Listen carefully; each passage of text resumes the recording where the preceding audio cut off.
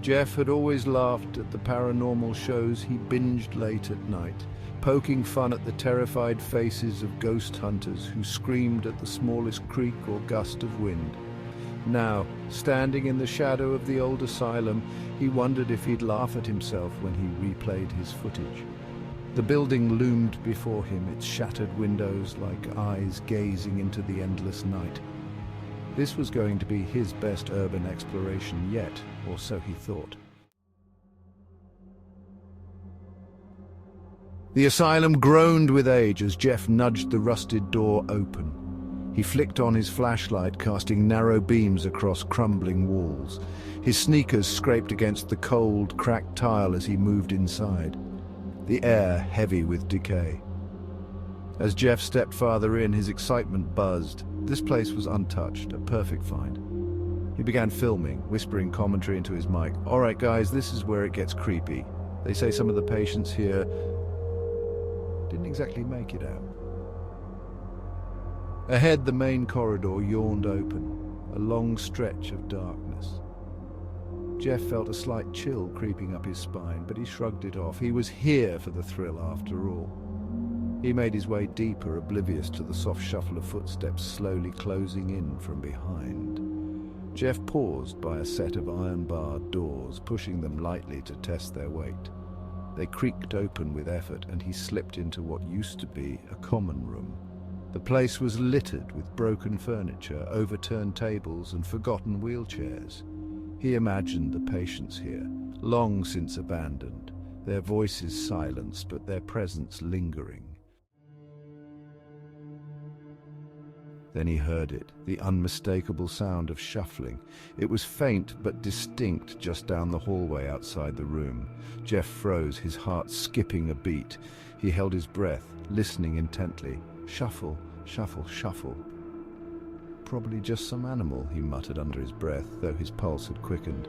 He aimed his flashlight toward the door, but saw only darkness. His hand trembled slightly as he reached for the camera again. "Okay, guys, we might have something." But as he crept back into the hallway, the sound was gone. The silence stretched unnervingly thick. Jeff's instincts screamed at him to turn back, but his curiosity overrode the fear creeping into his chest. The flashlight's beam flickered, casting brief, fleeting shadows on the walls. Was that a figure in the distance, or just his mind playing tricks on him? He stepped forward cautiously, swallowing the lump rising in his throat. Suddenly, a cold gust swept through the hall, rattling the loose tiles underfoot. And then he heard it again, this time closer, shuffling, a dragging sound as though something or someone was pulling themselves across the floor. Jeff's breathing quickened, his camera whirred softly, capturing every moment. He squinted into the dark, his heart racing, and then the light caught something. A small metallic glint on the floor, an old medical tag. Picking it up, Jeff wiped off the dust. His breath hitched in his throat as he read the name. Patient 0001. Subject for experimental procedures. Behind him, the shuffling grew louder.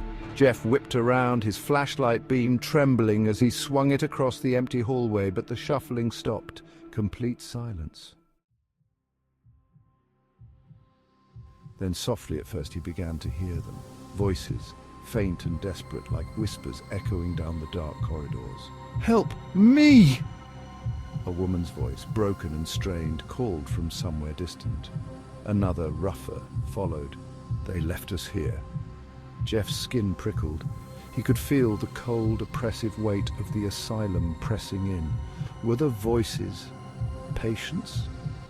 Could the old stories be true? A nearby door slammed suddenly, echoing through the building like a gunshot. His heart leapt into his throat as he turned sharply, catching a glimpse of movement, a shadow slipping into one of the rooms. He wasn't alone. Jeff's breath came in shallow bursts, the fear rising inside him like a wave.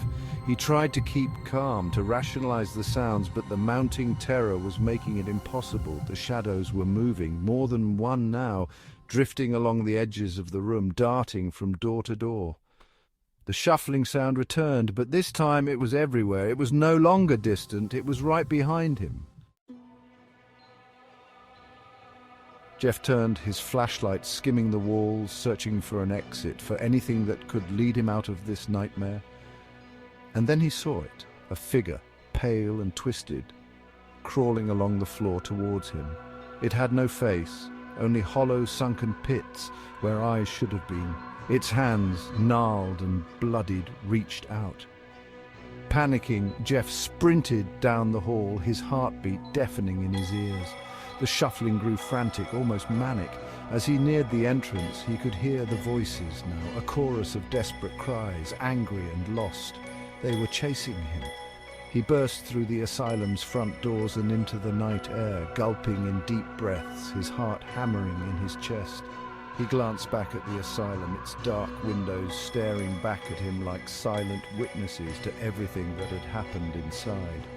Jeff had escaped, but not without his heart racing, his breath ragged, and a haunting story he would never forget.